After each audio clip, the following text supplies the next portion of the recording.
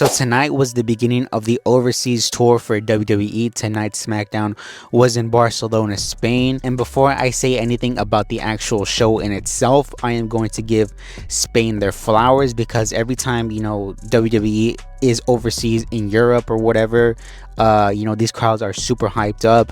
They add an extra element to the show because, sometimes these shows, especially tonight, nothing groundbreaking happened here tonight other than the actual main event with the new tag team champions. But other than that, nothing really must see or groundbreaking happened here on this show, to be honest with you. The added extra flavor that the crowd brought really made the show enjoyable to watch. Like I said before, we do have new tag team champions. The Street Profits defeated DIY in a very good match, and honestly, the moment that this was kind of mentioned or announced that it was going to be the main event, you kind of had that lingering thought in the back of your head, like, hey, this may lead to a new title change. I didn't think the Street Profits were going to win this early, especially considering the fact that WrestleMania is like 4 or 5 weeks away. I would have thought that they were going to hold off on the Street Profits winning the tag team titles until then, maybe in some sort of ladder match. But now it seems like they're going to go into WrestleMania as the defending tag team champions, which again, like I said, took me by surprise, but nonetheless, they are the new tag team champions. We also got a very fun match between Gunther and Axiom. Now, to my knowledge, I am terrible with NXT people. I don't know a majority of NXT people at all, but Axiom I've heard of a little bit, and it turns out that Axiom is originally from Barcelona or from Spain or whatever have you. So he was kind of, as you could say here, the hometown favorite, the hometown hero. And they had a very fun match between Gunther and Axiom, and honestly, there was a lot of very close near falls and everything that actually made you believe that he was going to win against Gunther. But at the end, Gunther gave him the power bomb, and then Gunther sort of made the point that this is going to be Jey Uso's fate at WrestleMania 41. But like I said, I think this was probably my favorite thing of the entire night. Just the match in itself was a very fun match, with the crowd getting into it, crowd trying to hype up Axiom to win. Like I said, I really enjoyed this match. We also had Charlotte Flair tonight against B-Fab, which honestly went the way you expect, with Charlotte Flair picking up the win. And like I said before, Tiffany Stratton has really been made to look like an absolute, idiot in this feud, because every time Tiffany's in a match or whatever, Charlotte comes out there and makes her look like a buffoon. And tonight, was sort of Tiffany's chance to get her heat back, so to speak. And they brawled all around the ringside area. Tiffany did like a jumping moonsault or whatever it was, jumping dive from the top of the Titantron, as security is trying to pull apart both Tiffany and Charlotte Flair. Now, I am going to say one thing. This was better than the last couple of weeks between Charlotte and Tiffany, because the last couple of weeks really didn't get you excited or hype you up for this match at all. And at least tonight, they, try to do something different with these two women. But at the end of the day, I am going to reiterate the fact that, like, how many pull-apart brawls have we seen just alone in this month, with WWE and Triple H? It's like their favorite thing, the pull-apart brawl. To end off a feud or to start off a feud or whatever it may have you. So again, I am at least going to give them their flowers for attempting something different with these two women. But again, we still have 4 to 5, 6 weeks, whatever it may be, to really, try to get this match up and running. It was also advertised that The Miz was going to be on this show interviewing Cody Rhodes at Miz TV. And literally the second that this was announced last week that The Miz was going to be doing his Miz TV shtick here on this show, I thought to myself, it's 2025 and we're still doing Miz TV. Like, are we, just not out of a certain timeline, or what are we doing? You know what I mean? Like, Miz TV in 2025 is a little bit, it's a little bit head scratching when you think about it. And honestly, this really didn't even happen, because Cody Rhodes was coming out to do his entrance, and The Miz cut off the whoa part of his entrance, saying that he doesn't have time for Cody Rhodes to sing along with Cody Rhodes, to pose with the crowd and everything. And this angered Cody. Cody dropped down, hit him with the crossroads, and just got the mic. Pissed off, angry Cody Rhodes said, "I don't want to talk to anybody but John Cena." And he said that this Monday night he's going to meet John Cena in the ring for a face-to-face. The first time that John Cena even has the decency to appear on this road to WrestleMania. So again, this was short and sweet. We didn't need a Miz TV segment here, and we certainly didn't need another Cody Rhodes promo because he's cut already 2 promos in the absence of John Cena. I feel like if he just came out here and cut another promo without John Cena's sort of involvement, it would kind of be a little redundant.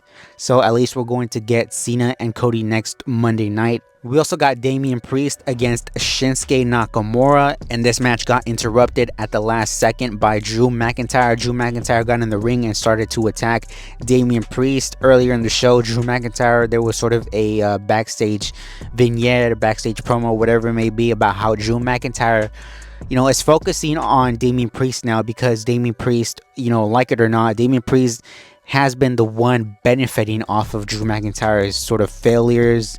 He mentioned WrestleMania 40, he mentioned Money in the Bank, he mentioned the Royal Rumble earlier this year, Elimination Chamber. So now there's sort of this underlying story between McIntyre and Priest. And I guess if you have to really break it down, it does make sense that McIntyre would have an issue with Priest.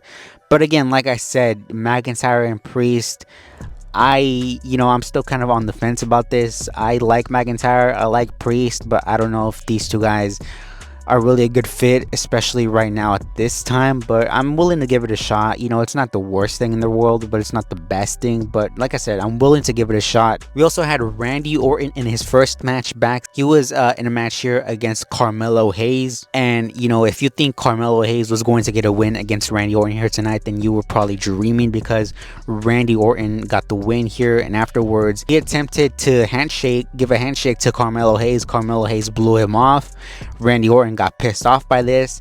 He went to go give him a punt kick, which, like I said, at the Elimination Chamber, that punt kick is going to be sort of like the running tease that you're going to get with Kevin Owens and Randy Orton. Will Randy Orton deliver the punt kick to Kevin Owens? And that's going to, possibly happen at WrestleMania. That's possibly what they're building towards, is that punt kick. But tonight, Randy was eyeing the punt kick against Carmelo Hayes, but Kevin Owens came out from the crowd, dragged Carmelo Hayes out, and we got a brawl between Randy Orton and Kevin Owens. And we also had LA Knight. He kicked off the show here, but then Jimmy Uso came out here and interrupted LA Knight. And then when Jimmy Uso came out here, then came Solo Sikoa and the entire Bloodline 2.0. I don't even know if they're still being called the Bloodline 2.0. I think they're just, Tama Tonga and Jacob Fatu and Solo, I guess. There was a moment here where Solo, almost slipped up into the F word here, and even he had sort of a laugh about it. So of course, the Bloodline start to attack LA Knight and Jimmy Uso. This brings out Braun Strowman, which eventually brings out Nick Aldis. And as you can guess, as you can predict, this ends up being a 6-man tag between all 6 men. Strowman ends up pinning Tama Tonga. Solo Sikoa spikes Braun Strowman post-match. Jacob Fatu eventually starts to attack Strowman, delivers 3 moonsaults from the top rope to Braun Strowman and puts him through the barricade. And sort of to wrap it all up, we had a interview with Jade Cargill here where she, details how she remembers that Naomi was the one that attacked her. She said that all she remembers is that she was suddenly hit from behind and pushed off, and as she's fading, as her vision is fading, she sees Naomi running off.